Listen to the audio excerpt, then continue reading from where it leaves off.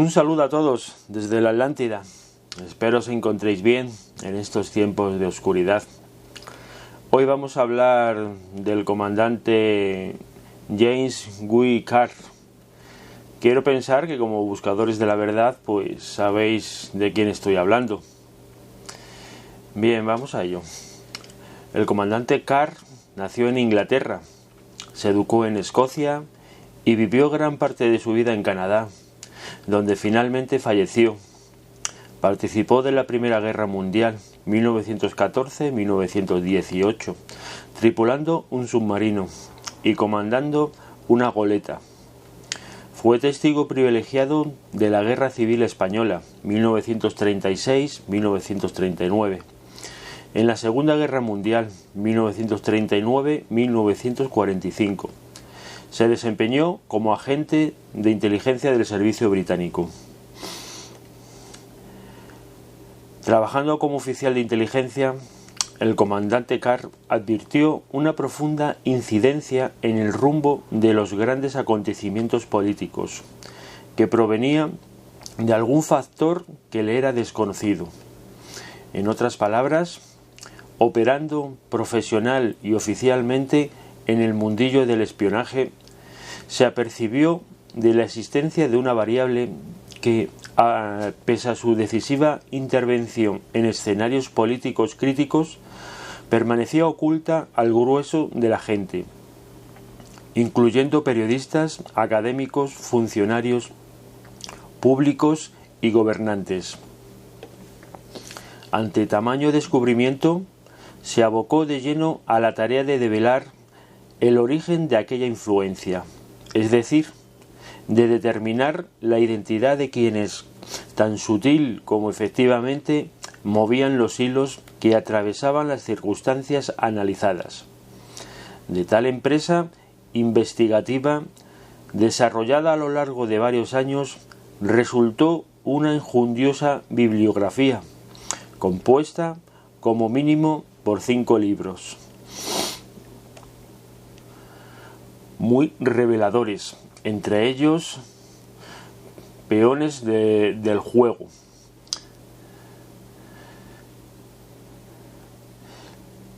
Bien, las conclusiones a las que llegó: 1. Un plan siniestro esbozado en oscuros conciliábulos.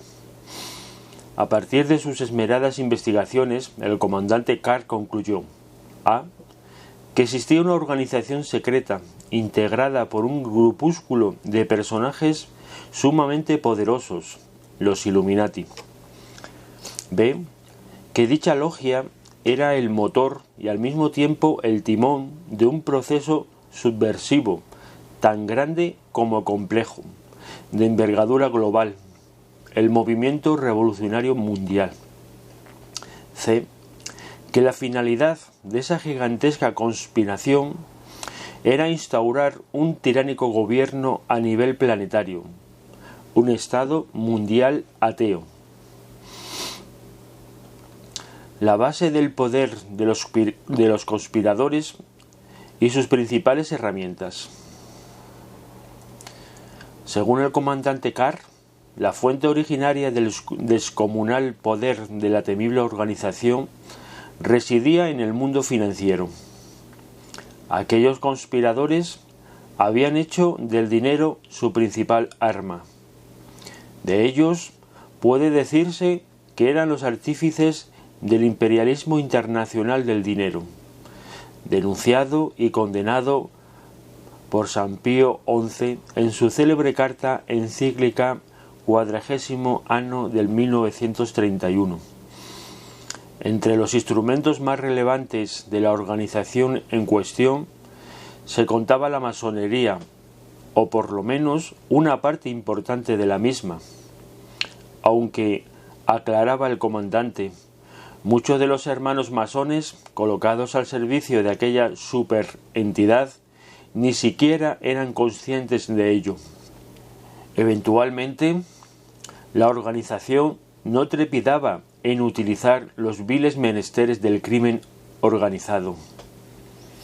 Asimismo, se servía tanto de las fuerzas del capitalismo liberal como las del socialismo marxista, usufructando las posibilidades monopólicas que ambos sistemas, uno por derecha y el otro por izquierda, generan.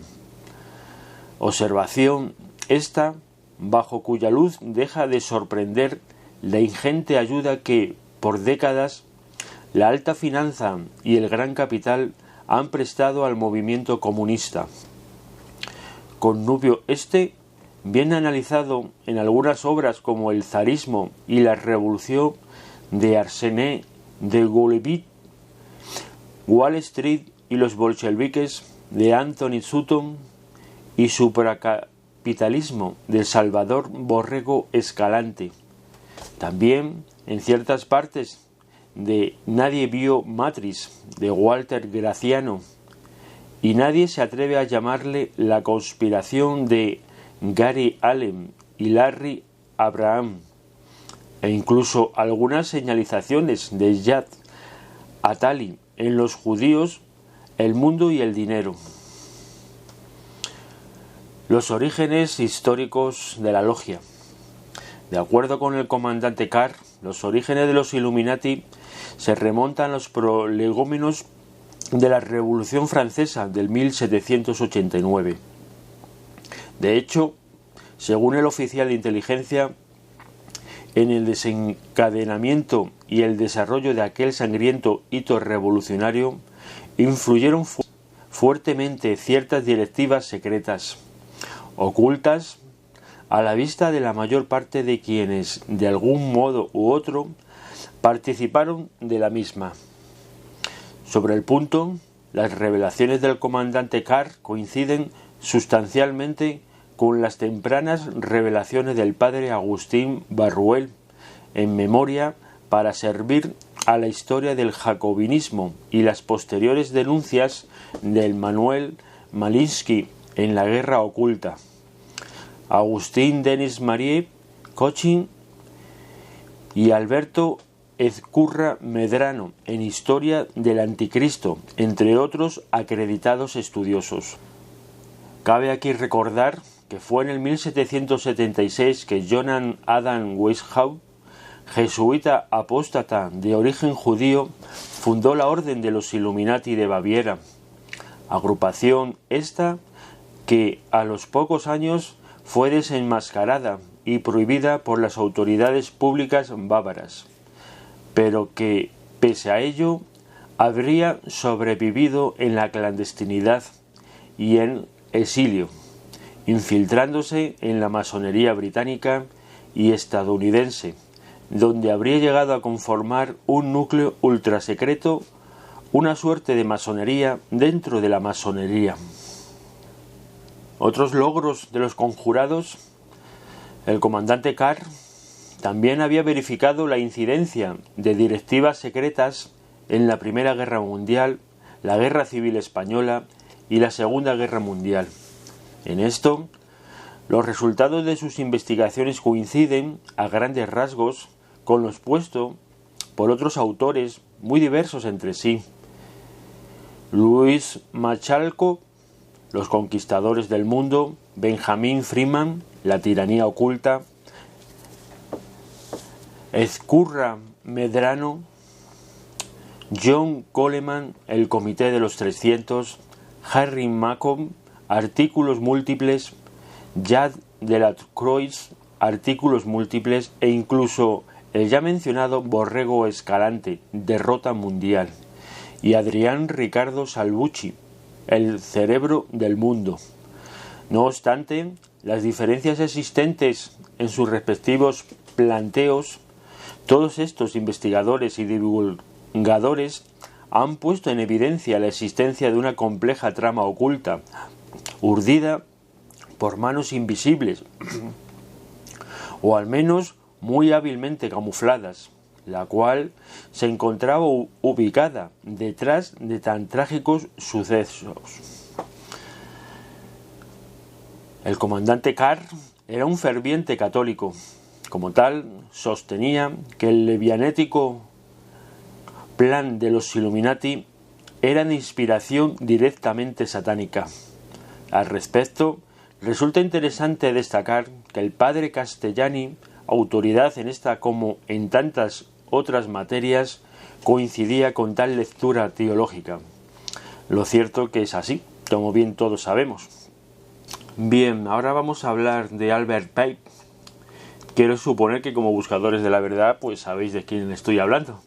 Si no es así, pues os voy a pasar a deciros más un poquito por encima de quién se trata. Albert Pike, Estados Unidos, 1908-1891. Uno de los padres fundadores del antiguo rito escocés de la masonería. Cabalista, era un tipo brillante intelectualmente y se graduó en Harvard. Ejerció como general de brigada del ejército confederado. Masón de grado 33, fue uno de los líderes del Ku Klux Klan y gran maestre Illuminati. Albert Pike fue considerado como el líder masón más grande de su tiempo y tal vez de todos los tiempos. Es muy interesante, sobre todo para los masones de a pie, la frase de Albert Pike sobre la masonería. La verdad trascendental es demasiado importante para que sea conocida por todo el mundo. Los masones de grados inferiores simplemente tendrán el derecho a saber aquello que nosotros queramos comunicarles, y los grandes secretos estarán reservados para los grandes iniciados. Albert Pike aseguraba a Mazzini y a sus otros compañeros fraternales de logias que tenía un espíritu guía que le iluminaba con sabiduría divina para conseguir un gobierno mundial. De hecho, según se decía en aquellos ambientes oscuros, Pike se comunicaba directamente con Satanás. El 15 de agosto de 1871, Albert Pike escribió una carta confidencial a Giuseppe Mazzini, revelando cuál iba a ser la agenda de los grandes eventos mundiales para la humanidad. Bien, ahora os voy a pasar a relatar las cartas,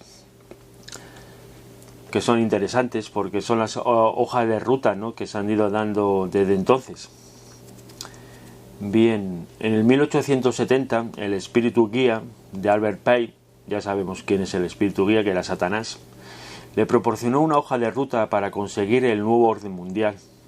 De este plan también fue informado el italiano Giuseppe Mazzini mediante una serie de cartas, las que fueron dadas a conocer por un masón renegado en 1924 al cardenal chileno José María Caro, quien a su vez las publicó en 1925. Las cartas fueron interpretadas más que traducidas, como se demuestra por el hecho de que la versión oficial contiene expresiones modernas. A pesar de esto, las cartas fueron válidas por el oficial naval William Lloyd Carr, quien fuera agente secreto canadiense y héroe de las dos guerras mundiales. A continuación, las logias chilenas de la latitud 33 grados informaron de la situación a sus pares de Inglaterra, razón por la cual las cartas fueron retiradas del Museo Británico. A partir de esa fecha, las cartas han demostrado una gran capacidad de predicción, como queda establecido por el hecho de que describen correctamente la Segunda Guerra Mundial, la Guerra Fría y la actual situación previa, siendo que las cartas fueron dadas a conocer en el 1925. Según una de las versiones de las cartas de Pike a Mazzini, la Primera Guerra Mundial debe ser librada para permitir a los Illuminatis derrocar el poder de los zares en Rusia y transformar este país en la fortaleza del comunismo ateo. Las diferencias alentadas por los agentes de los Illuminati entre los británicos y el Imperio alemán serán aprovechados para fomentar esta guerra.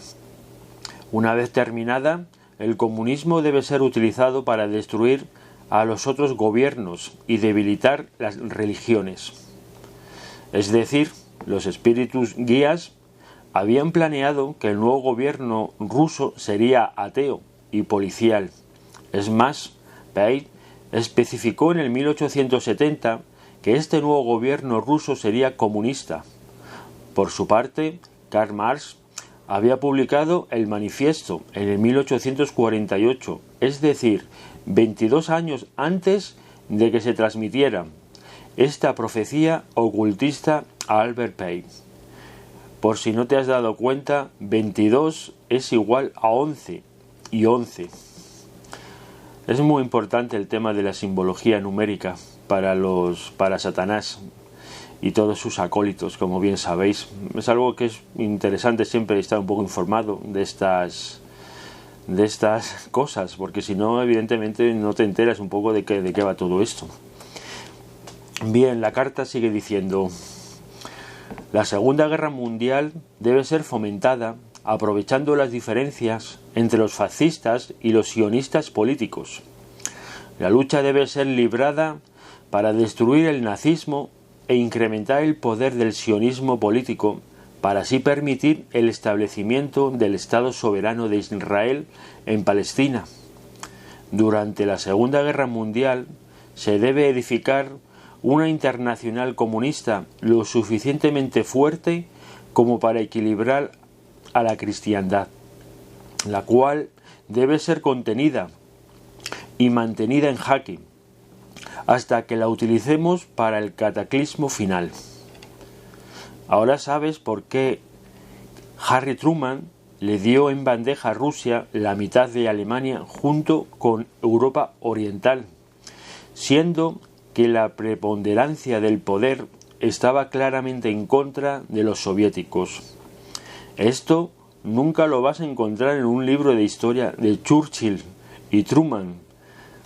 Le regalaron la mitad de Alemania y Europa Oriental a Rusia en la conferencia de Potsdam, simple y llanamente porque, como obedientes siervos del nuevo orden mundial, estaban siendo fieles a la hoja de ruta del 1870.